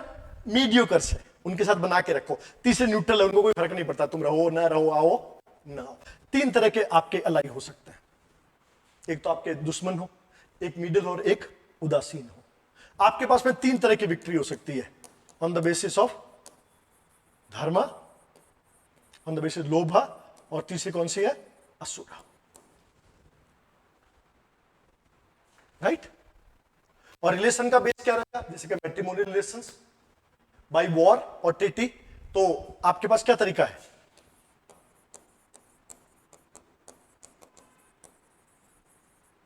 संधि और विग्रह, या तो ट्रीटी करके अलायंस कर लूं, या विग्रह यानी तोड़ दूं. और इन सब के नीचे भावना क्या है? To be conquered, right? ये इसके मैत्र थे. How to tackle man, human, kings, empires. पहले देखो बंदा कौन है. तुम्हारा अरी है, मध्यमा है, या उदासीन है. दूसरा देखो क्या किया जा सकता है. ताकतवर है तो टीटी करे, छोटा मोटा तो विग्रह. 3 तरह की विक्ट्री हो सकती. धर्म विजय, एथिक्स, कोड एंड कंडक्ट्स. बातें करें, दोस्ती करें, सामान भेजें, एक दूसरे के साथ युद्ध न करें, शांति के साथ जी. विजय. किसकी बात करता था? धर्म विजय. दूसरी लोभ विजय, पैसे के लिए, राइट? तीसरी असुर विजय, यानी कि सब कुछ मार के इकट्ठा करके अंदर डाल लो. सीधी बात. या तो जाओ, पैसे लो और वापस आ जाओ, टैक्स लो, या पूरे को मिला लो. असुरा, लोभा, धर्म. Dharma is in peace, be a friend, get in line. जैसा अशोका अपने उसमें लिखता है 13 में कलिंगा के साथ साथ कि भाई मेरे कई फ्रेंड्स पास में हैं. कई नाम देता आपने पढ़े होंगे, कई नाम अशोक के तुमने एडिक्ट में पढ़े. जैसे हमने क्या कहा? Epirus, Alexander of Epirus, right? पढ़ा था ना. फिर साइरिन, मग्गा का साइरिन. उसके बाद में एंटीगोनाटस, फिलोडोल्फस टोलेमी, राइट? अलेक्जेंडर था, साइरस था, मग्गा था, एंटीगोनाटस था, टोलेमी था. ये सब उसके अलाई थे जो इजिप्ट से थे और ग्रीस तक फैले हुए थे. ये सारे वो लोग हैं. टोलेमी कहां होते हैं? इजिप्ट में. टोलेमी एम्पायर कहां है? इजिप्ट वाले हैं, राइट? एंटीगोनाटस कौन है? मैसिडोनियंस. एपिरस के कौन है? ये. साइन का कौन है? मग्गा. दीज पीपल वर मैसिडोनिया है, आपका सीरिया है, राइट? सीरिया के नाम हम पहले पढ़ चुके हैं, कौन? एंटियोक्स बिंदुसार के टाइम में। उसके बाद में यहां भी एंटियोक्स थड़ा जाता है, वो किसका हुआ? सीरिया। तो सीरिया, इजिप्ट, ग्रीस, मैसिडोनिया, ये सारों के साथ इसके साथ। इसके अलावा इंडिया में किसका नाम दिया उसने? केरल पुत्र, सतीय पुत्र, चेरा, पांड्या, सबका नाम दे रहा है ना, वो दे रहा है मौर्य। क्लियर? चेरे की जगह केरल पुत्र बोलता है, राइट? चोलों को सतीय पुत्र बोलता है, केरल पुत्र सतीय पुत्र हो गया। उसके अलावा आटविक्स की बात करता है, जो जंगल में उनको क्या बोलते हैं? आटविक्स। क्या वर्ड दिया उसके लिए? Forest dwellers. And some types गण, मालव, योद्धे, अर्जुनन, खारपरिका, जो हम गुप्ताज में भी पढ़ेंगे दोबारा, जब विक्रम चंद्रगुप्त, क्या नाम उसका, समुद्रगुप्त ने उनको जीता था। So this was the thing. तो ये तुम्हारा मित्र, these 7 saptanga. If you talk about the administration, central administration में तुम्हारे पास में क्या था? We say we have king, we have council of ministers and we have adhyaksha. यही बात कर रहे हैं, यही है, राइट? उसके बाद में अर्बन और सिटी एडमिनिस्ट्रेशन, उसके लिए कौन है तुम्हारे पास में? According to Chandragupta Maurya, according to Kautilya, इसमें हेड कौन है? नागरक और नगल व्यूहारक। नागरक या सेकंड नाम आपने क्या दिया उसको?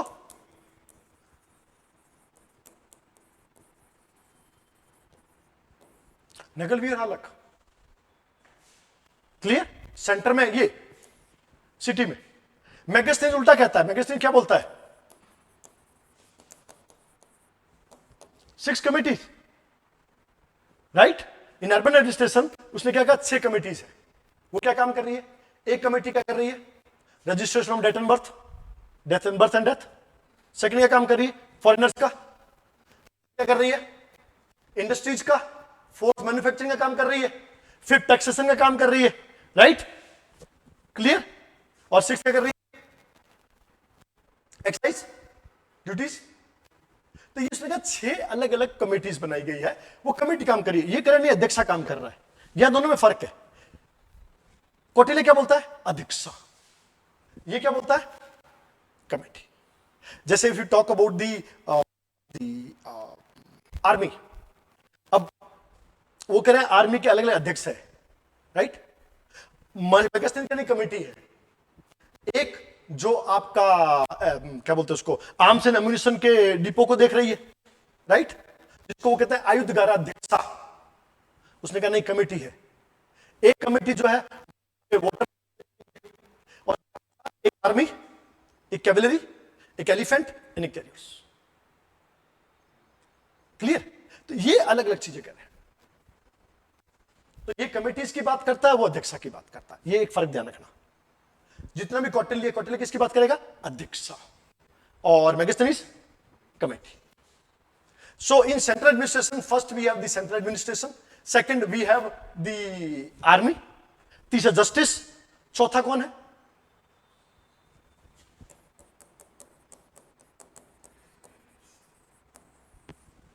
दो है, कौन कौन से?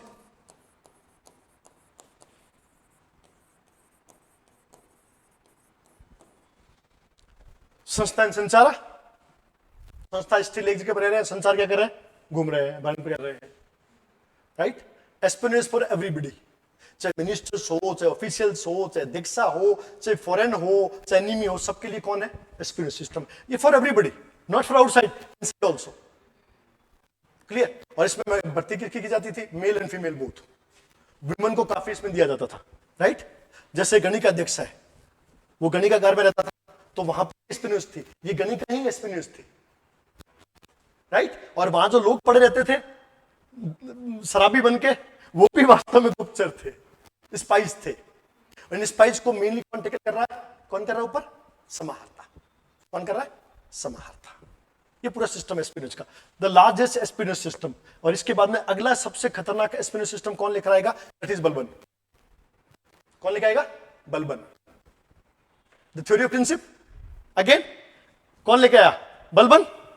और वो भी फिर लेकर कौन आता है? एस्पिरेंस। और उसके बाद उसको यूज करने वाला सेकंड आदमी कौन था? अलाउद्दीन खिलजी। जिसने कहा कोतवालों के बीच में भी लोग रखो। पर मेनली बलबन था that person who started the espionage system in the Sultanate period. और उससे पहले कौन था? द मौर्यन एम्पायर, राइट, जिनका एक लार्जेस्ट एक पूरा एक सिस्टम था एस्पिनेज का। In central administration we have central administration, then we have the espionage system, then we have the military और the army one, then the justice one. अब उसके बाद में एक लास्ट आता है that is called the system of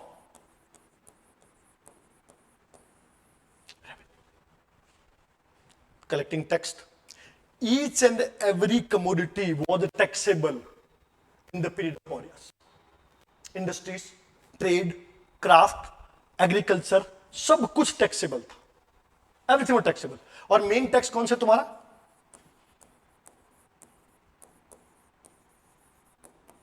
Right? कौन सा है? ये किसका जुड़े हुए हैं? Agriculture. किसका जुड़े हुए हैं? Agriculture. उसके बाद में अगला आएगा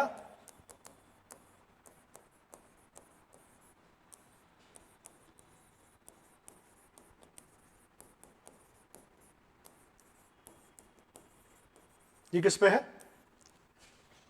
विलेजेस पे, पिंड करा। पिंड में विलेज, एक पूरे विलेज पे एक पूरा कलेक्टिव टैक्स हो।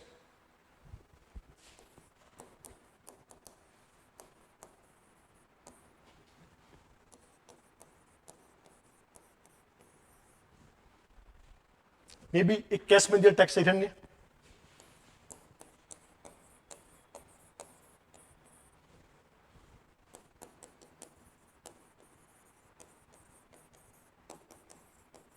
आपके यहां से आर्मी जा रही है, युद्ध हो रहा है, कौन सा टैक्स लगा दिया? प्रणय टैक्स।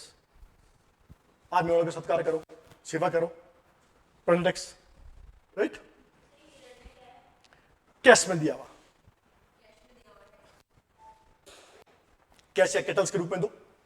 केटल्स फिर कैसे है? केटल्स क्या है? कैश है। सो इन टर्म्स ऑफ कैश और केटल्स तो उसको बोलते हैं हिरण्य, राइट। ये सारे टैक्स थे, भागा, बलि, पिंड, करा, हिरण्य, प्रणया, ये सब टैक्स थे। भागा कितना हो रहा है यहां पे? That is from 1/6 to 1/4। बलि कितना था? 1/6। एक जगह अष्टभोग्य किया गया था, कहां पे? लुम्बिनी। लुम्बिनी में क्या किया गया था? अष्टभोग्य। ये दीज वर द टैक्स। इसके अलावा इंडस्ट्री है, राइट, इंटरेस्ट है। तो इंटरेस्ट कितने परसेंट होता था? 10% से 15%, राइट। और आपके जितने भी कमोडिटीज है, यानी जो मैन्युफैक्चरिंग है, उस पर टैक्स है, सेल्स टैक्स है, वेल्थ टैक्स है। और लगभग कितना होता था? Around 10 to 15%। कितना होता था? 10 to 15%। आज कितना है? 18 से 28। जीएसटी कितना है? उस समय 10 से 15 था। इंटरेस्ट 25 तक हो सकता था। अगर आप कहीं रिस्क का काम करने जा रहे हैं, कहीं से लोन लिया, तो कितने परसेंट जाएगा? 25 तक। साथ में गए, डूब गए तो गया ना। पास में करना है 10%, 15%, पर अगर आपको वैसे 6% टैक्स, कितना इंटरेस्ट कितना होता था? 6%, 4 से 6%। पर अगर आप बहुत दूर जा रहे हो तो 15%, और जा रहे हो 20%, रिस्क पे डिपेंड करता था कहां लेके जा रहे हो। तो ये तुम्हारे revenue system, collected by the revenue collectors. क्या नाम था? सबसे टॉप पे कौन है? समाहर्ता। उसके नीचे किन का काम है? रेवेन्यू असेसमेंट कौन कर रहा है? प्रदेष्टि है। नीचे आपके रजुका है, उसके नीचे गोपायन स्थानिका है। क्लियर? तो ये सब काम क्या कर रहे हैं? रेवेन्यू टैक्स कलेक्ट कर रहे हैं, राइट। और इनका मेन अध्यक्ष कौन था? शुल्क अध्यक्ष। शुल्क किस पे होता था? ये किसका है? Trade and commerce. इस पे कौन सा है? शुल्क। तो भाग, बलि, शुल्क, हिरण्य, प्रणय। और अलग विद दिस वन, एक अगर आपने इरिगेशन के लिए गवर्नमेंट से पानी लिया तो वहां पर क्या होगा?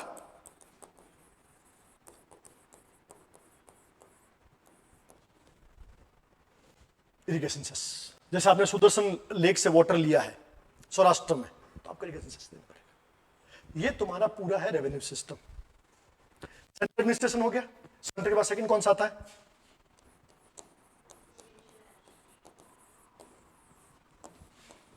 बीच में राजा पाटलिपुत्र, राइट। यहां कौन है? उज्जैन, तक्षशिला, तोसाली, सुवर्णगिरी। ये तुम्हारे 5 अलग अलग सेंटर्स है। सेंटर में किंग होगा और ये 4 तुम्हारे प्रोविंसेस हो गए। हर प्रोविंस में एक governor plus council, governor plus council, governor plus council, governor plus council, right. And in centre king was strong than the council, but in provinces council was stronger than the governor to suppress the evocation of a revolt। कि कोई भी Prince जो है, ज्यादातर यहां पे कौन आते थे? प्रिंस आते थे, राइट। जैसे अशोक कहां का था? यहां का था। और रिवोल्ट सप्रेशन कहां गया? राइट, सुसीम कमजोर था इस मामले में। वही Dara Shikoh and Aurangzeb was the ablest commander but not a good person. Dara Shikoh was a very good person but not the ablest commander. और लास्ट में कौन जीता? कमांडर। यहीं पर ही आवाज, लास्ट में कौन जीता? The commander. कौन? अशोका। अशोक को पहले चंडा कहते थे, राइट। चंडाशोक, चंडाशोक से वो काला शोक बना, उससे लास्ट में बना धम्माशोक। चंडाशोक, काला शोक, धम्माशोक, मतलब काल के साथ जुड़ा, यानी उसको चंडा, उसका पहला नाम था चंडाशोक, फिर अशोक, और लास्ट में कौन बना? धम्म अशोका, धम्माशोका, राइट। उसकी मदर का नाम था शुभ्रांगी, शुभ्रांगी, अशोक की मदर का नाम शुभ्रांगी, और उसका बेटा अशोक, विदाउट एनी सोरो, जिसको कोई दुख नहीं है, अशोका। उसने 99 को मारा, राइट। और चंडाशोक, उससे चंडाशोक आता, बाद में राजा बना अशोक हुआ, और फिर जब धम्म अपने तो धम्माशोक हुआ। कहते हैं उपगुप्त निग्रोधा, 2 लोगों ने इसको दीक्षा दी थी। एक का नाम था उपगुप्ता और दूसरा निग्रोध, राइट। ये दोनों ने, क्लियर। सो ये प्रोविंशियल काउंसिल हो गई। उसके बाद में मेन आता है इनका डिस्ट्रिक्ट एडमिनिस्ट्रेशन, और डिस्ट्रिक्ट एडमिनिस्ट्रेशन में इनके मेन 3 है। कौन है? प्रदेष्टिका, राइट, दूसरे हैं रज्जुका, और तीसरे हैं युक्तांश। प्रदेष्टि, अ डिस्ट्रिक्ट मजिस्ट्रेट और अ कलेक्टर, आज के कलेक्टर मान लो।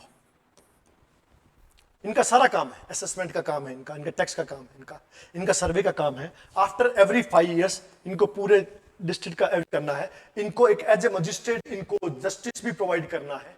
कौन कर रहा है? प्रदेष्टि का। रज्जू का मेनली किसके साथ जुड़े हुए थे? असेसमेंट ऑफ मेजरमेंट, लैंड के साथ जुड़े थे। पर गांव में, छोटे इलाकों में ये भी जस्टिस का काम कर रहे हैं, राइट। इनको a certain of by Ashoka. Yukta क्या? सबऑर्डिनेट। किससे जुड़े हुए? अकाउंट। तो युक्ता कौन हो गए? RTS, Rajasthan taxation services, right. RTS, account services, Indian accounting services, IRS, clear. ये बोलो। सो प्रदेश का टॉप है, डिस्ट्रिक्ट का हेड है, उसके नीचे रजुका है। Rajuka is a connecting media, connecting link between village and centre. उसके बीच में लोग खड़े हैं। ये रजुका हर जगह घूम रहा है, तो land assessment, land revenue tax सब वो देख रहा है, पर साथ साथ में ऑटोनॉमी है उसको कि बाकी चीजों का कोड ऑफ कंडक्ट भी देखे, राइट। और यहीं पर एक नया महामात्य आता है जो अशोक ने डाला था, दैट इज धम्म महामताज, जिनका धम्म को फैलाना था। ये भी ऑटोनोमस थे, ये धम्म महामात्य हो गए, क्लियर। डिस्ट्रिक्ट के बाद में आता है विलेज, और विलेज और डिस्ट्रिक्ट के बीच में जो इंटरमीडिएटरी है उसमें 2 नाम है। एक का नाम है और दूसरा है, मेन कौन आता है? गोपा। स्थानीय का अगेन ऑडिट का काम कर रहे हैं, और बाकी काम कौन कर रहा है? Gopa. Land revenue, assessment, taxation, survey सब कौन कर रहा है? गोपा। और गोपा के नीचे कौन काम कर रहा है? स्थान का। So these are called the intermediary officers, between village and district, right? कौन हो गए? गोपा एंड स्थानिका। और विलेज में कौन है? राइट। तो ग्रामीणी, गोपा, स्थानिका, युक्ता, प्रदेशिका, रजुका, उसके ऊपर अध्यक्षा, अध्यक्ष के ऊपर मंत्रण, मंत्री के ऊपर कौन आ गया? किंग। ये पूरा सिस्टम है। गांव के अंदर टैक्स कलेक्शन में असिस्ट करना गोपा स्थानिका को, गोपा स्थान रिपोर्ट करे युक्ता, प्रदेशिका, रजुका को, वो रिपोर्ट करे किसको? संहिता समाहर्ता को, अध्यक्षा को, वो रिपोर्ट किसको करे? मंत्र परिषद को। मंत्र परिषद किससे बात करे? मंत्री। मंत्री किसके पास है? स्वामी के साथ। Clear system, right? ये हमारा काम है। तो ये तुम्हारा एडमिनिस्ट्रेशन, इकोनॉमी होगी, एडमिनिस्ट्रेशन हो गया, पॉलिटी हो गया। अब हम किसकी बात करेंगे? दैट इज कौन है? सोसाइटी। आज करके कल बाकी क्वेश्चंस करेंगे, 2 क्लास है ना।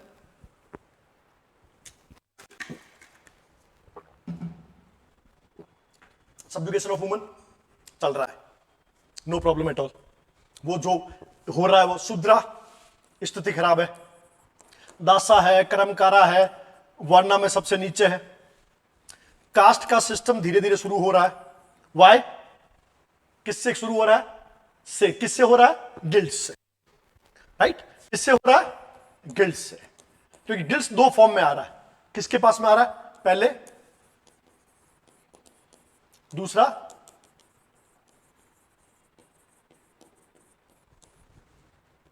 Occupation restrictions and endogamous nature. Caste hierarchy की 2 बड़ी चीज बताओ कास्ट की। ऑक्यूपेशन रेस्ट्रिक्शन, दूसरा एंडोगेमस इन नेचर, तीसरा pollution, right? Pollution. Caste hierarchy किस पे डिपेंड करती है? पॉल्यूशन। जो पॉल्यूशन काम करे वो नीचे, जो नहीं करे वो तो सेकेंड एंड पॉल्यूशन दूसरा। तो पहली बात किस कास्ट हायरार्की, सबसे पहली चीज क्या है? Rank birth status, rank birth status, पैदा से परिस्थिति।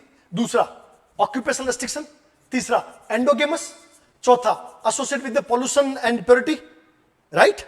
और हायरार्की। ये 5 चीजें तुम्हारी कास्ट बनाती है। 5 में से 3 आ चुकी है। कौन कौन सी? ऑक्यूपेशन, एंडोगेमस और तीसरी पॉल्यूशन एंड प्योरिटी। ऊपर के वर्णा जो है वो प्योरिटी वाले काम कर रहे हैं, लोअर वर्णा किसका काम कर रहा है? पॉल्यूशन का। Hunting, hunters, right?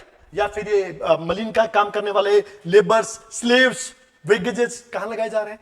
सब काम लगाए जा रहे हैं। सेकंड चीज, व्हाट दे हैव डन, नई जगह पर शूद्रों को लिया, उनके हाथ में केटल्स दिए और हाथ में दिए सीड्स और एक प्लो पकड़ा दिया। तो शूद्रों में एक नया वर्ग आ रहा है जो क्या कर रहा है? एग्रीकल्चर कर रहा है। It means Vaishyas are now living the agriculture. वैसे एग्रीकल्चर छोड़ रहे, राइट? कौन ले रहा है? शूद्रा। वैश्याज किस में चले गए? Trade and commerce. शूद्रा किस में आ गए? Crafts and agriculture. और उससे नीचे कौन सा आ गया? पंचम, चंडाला, निषादा, बाहर। वर्ण संकर बढ़ रहे हैं, कास्ट सिस्टम डेवलप हो रहा है। सो कास्ट सिस्टम अपने डेवलपमेंट में आ गया। इसका एक काम गिल्ड ने किया, अपने आप को रजिस्टर कर दिया। तो अब हम ऑक्यूपेशन हम ही करेंगे। लोहार लोहार है, सुनार सुनार है, अब कैरेट मेकर है, मेटल वर्कर है, और एक ने अपना काम बांट लिया। And that will be hereditary. So hereditary nature, endogamous, ये कास्ट, तीसरा वर्ण संकरा, चौथा पॉल्यूशन। अब इन्होंने मिला के कास्ट सिस्टम को स्टैब्लिश कर दिया। समझ गए? अब Brahmin, Kshatriya, Vaishya, Shudra were no more varnas, now they became castas. और कास्टास वर्ड एक ग्रीक वर्ड है, राइट? इंडियन वर्ड नहीं है। कास्टास एक पोर्तुगीज वर्ड है, इंडियन वर्ड है जाति। सो जाति व्यवस्था, varna became jati. Varna means to select, but now no more selection because now it became hereditary. So when Varna became hereditary, they converted into casta. When Varna became hereditary, they converted into castas because Varna means select. Liberty, freedom to select the occupation according to you. No restriction on the basis of Varna. ब्राह्मण परशुराम हो सकता है, क्षत्रिय विश्वामित्र हो सकता है। Clear? Now no मोर। ये एक नई सोसाइटी हमारे सामने है। वुमन का सब्जुगेशन है। एरियन बोलता था, मतलब इनके कैरेक्टर्स को बड़ा गलत डिफाइन किया है ग्रीक राइटर्स ने। एरियन कहता है एक हाथी के बदले स्त्री कुछ भी कर लेगी। चाणक्य इनको काम देता है, if a widower is there, Chanakya क्या बोलता है कि आप काम करो किसका, वीविंग, स्पिनिंग, कपड़ा बुनो, कताई का काम करो। दूसरा, गणिका को काफी सम्मान था, so this was not an occupation जिसको गलत देखा जाता था। तीसरा, वुमन के लिए चाणक्य बहुत पॉजिटिव था, उसने कहा आर्चर्स भी बन सकती है, आर्मर्स गार्ड भी बन सकती है, रॉयल गार्ड में भी वुमन होना चाहिए। तो इंपॉर्टेंट चीज is that woman were not confined to domestic work only, but they were encourage for the professional work, they were encourage to professional work. Second सबसे बड़ी बात, अर्थशास्त्र दो चीज की बात करता है, एक बात करता है रीमैरिज की, दूसरी बात करता है असुर विवाह की। वो असुर विवाह को मानते देता है बाई परचेज, परचेज खरीद के, ब्राइड प्राइस कि आप पैसा दो स्त्री खरीदो, इसको माना जा सकेगा। अब तक तो क्या था, असुर को गलत विवाह माना जाता, असुरा है, पिशाच है, राक्षस है, गंधर्वा, इनको अच्छे विवाह नहीं माने जाते थे। But he was the first person जिसने असुर विवाह को रिकॉग्नाइज कर रहा है। अगर लड़की नहीं मिल रही है तो आप खरीद के भी ला सकते हैं। लड़की का कोई वर्ण नहीं होता, जाति नहीं होती, वो जिस जाति में जाएगी वो उसकी। यस, बट प्रॉब्लम कहां है, उल्टे में। अगर एक ब्राह्मण शूद्र के पास चलेगी प्रॉब्लम है, बट अगर आपने नीचे से ऊपर ले लिया there will be no problem. आप जैसे मूरा, मूरा कौन थी, एग्जांपल लो, मूरा कौन है, डॉटर ऑफ अ हंटर। शादी कौन कर रहा है, किंग ऑफ नंदा, सुश्रमण शादी कर रहा है सुधर्मा उससे, और उससे मौर्यन हो रहे हैं ना। तो देख लो, वुमन के लिए वरना नहीं है, लोअर वरना वुमन के लिए नहीं है, लोअर वरना मेल के लिए है, वुमन के लिए हायर वरना है। अगर वो नीचे जाएगी तो प्रॉब्लम हो जाएगी। क्लियर। एक तरफ ये सोसाइटी है जिसमें चंद्रगुप्त इसका अर्थशास्त्र का बहुत अच्छा पॉजिटिव दे रहा है, ग्रीक राइटर्स नेगेटिव दे रहे हैं। दूसरी तरफ ब्राह्मण क्षत्रिय वैश्य शूद्र कन्वर्टेडिंग जातिस, वर्ण संकरा पैदा हो रहा है, वो कहां जा रहे हैं, आउट ऑफ द जातिस, पंचम जिसको बोलते हैं, शूद्रों से भी नीचे जा रहे हैं। क्लियर। अब इसकी जगह था Megasthenes. Megasthenes was the person which classified this Indian society according to the Greeks.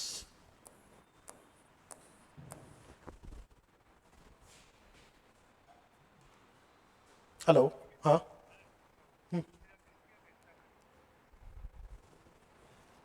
मैं क्लास में हूं अभी।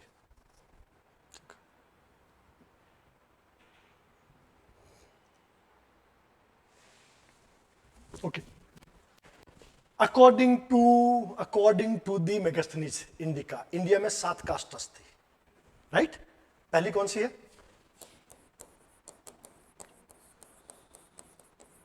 कौन है,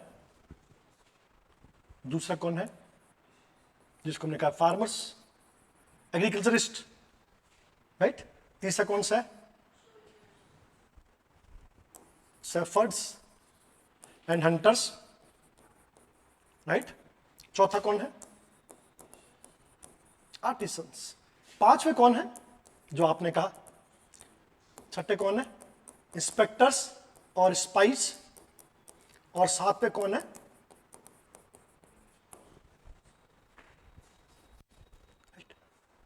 now these were not hereditary, these were not based on any varna system. So actually these people were based on the occupation, what Megasthenes observed in the Indian society. तो मैंने कई बार उसका ऑब्जर्वेशन गलत है, उसने ऑक्यूपेशन को cast मान लिया था, right, but that was not right. In India varna system divine system, not made by the human, made by the supernatural powers, by the Brahma, फिर वर्णा जाति में कन्वर्ट होता है। Indian system is a varna jati model, and caste system is not Indian, it was hired by the Europeans. तो caste word is not Indian word. जैसे वहां पे नाम है ब्लैक स्मिथ, गोल्ड स्मिथ, नाम बाद में पढ़े, जब वो हेरिडिटरी हो गए तब नाम पढ़े। सो इंडिया में हेरिडिटरी सिस्टम, उनमें हेरिडिटरी नहीं है। Clear. So philosophers Brahmin and shramanas exempted from the taxes, Brahmana and shramana. उसने दो बात की, ब्राह्मण श्रमण कौन के, बुद्धि जनिज्म आजीविक्स, फार्मर्स वो कहता था कि फार्मर्स को वॉर में कोई, अब देखो, वो कहता था फार्मर्स को वॉर में कोई नुकसान नहीं होता था। ये पहला गलत बोला उसने। फार्मर्स वर लूटेड, उनको डिवेस्टेड कर दिया जाता था, जब युद्ध होता था तो वहां से जला दिया जाता था। तीसरे शेफर्ड एंड हंटर्स थे, these lived in forest areas. इनका काम क्या था? एक तो कैटल रेयरिंग थे, दूसरे कौन थे? Hunters which were a valuable asset for the minor forest products. तो उन पे टैक्स किस फॉर्म में होता था? माइनर फॉरेस्ट प्रोडक्ट्स के फॉर्म में। स्किन ऑफ द एनिमल्स, उनके नेल्स, उसके अलावा माइनर प्रोडक्ट में क्या हो गया? गम्स, रेजिन्स और हनी, टिम्बर, ये सब कौन है? ये। फिर आर्टिसंस जो टैक्सेबल है, सोल्जर्स, स्पाइस एंड मिनिस्टर्स। और मिनिस्टर कोई जाति नहीं थी, वो गलती कर गया, बट ये उसका था। तो ये अपने 7 जो किसने कहे हैं? मेगास्थनीज के इंडिका में।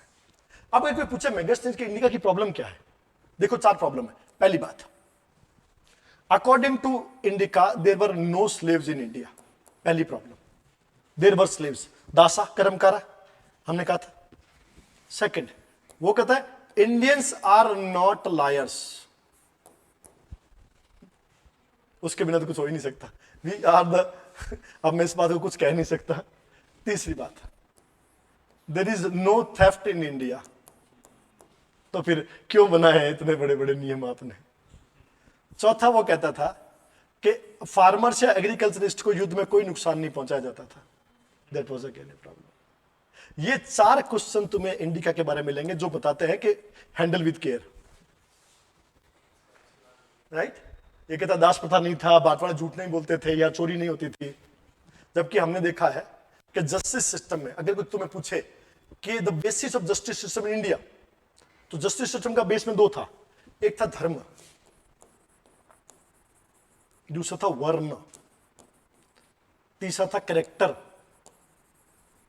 और चौथा था रूलर। इन 4 चीजों पे धर्म जनता। पहला, व्यक्ति का धर्म क्या है? धर्म मतलब उसका आचरण क्या है, कोड ऑफ कंडक्ट क्या है। धर्म का मतलब हिंदू मुस्लिम सिख ईसाई नहीं है। सेकंड, वर्ण कौन सा है?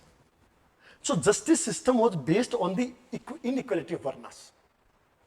मान लो किसी बंदे ने चोरी की, अगर वो ब्राह्मण है तो शपथ खा के निकल जाए, क्षत्रिय है कंपनसेशन दे दे, वैश्य है संपत्ति दे दे, शूद्र है हत्या हो जाएगी। Only the one, samta means equity in justice की बात सिर्फ एक बंदा करता है, जिसका नाम कौन है? राइट। कभी कुछ ना है तो बात कर लेना इसकी।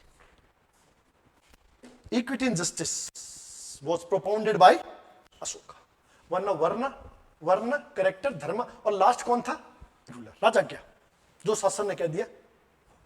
तो धर्म, चरित्र, वर्ण और शासन। तो ये तुम्हारा पूरा एक बार हो गया ये। अब कल इसके हम क्वेश्चन उठाएंगे। अब क्वेश्चन प्री मेंस के आराम से निकल जाएंगे, कोई दिक्कत? Thank you.